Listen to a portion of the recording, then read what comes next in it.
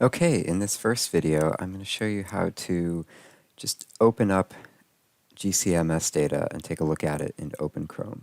So when you first run OpenChrom, it should look like this. I just double-click Data Analysis. That will open up the main workspace. And I usually like to get rid of this one, the Edit History window, and the Feedback window by minimizing them. When you minimize something, it goes off to the sides over here, and you can always restore it later by just clicking over there. So I just like to get rid of them to save some space. And personally, I like to drag the console over here and bring these down because the console contains the mass spec data.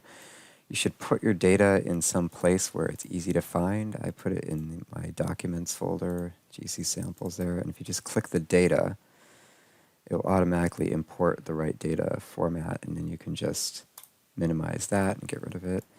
And now you have your GC chromatogram and your mass spectra. To see a mass spectrum, you just got to click on the chromatogram and you'll see a spectrum of the data. If you want to see this one, look at that, see what this is over there. Let's look at that. And that should be enough to get you started. Again, if you want to minimize any of these to create more space, they'll always be over here.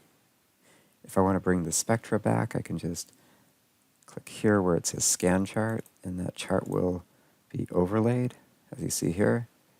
And if I want to put them side by side again, I can just click this Restore button, and there they are side by side. But again, I can minimize and restore that way too. Hopefully this should get you started, and I'll be covering more data analysis topics in the next videos.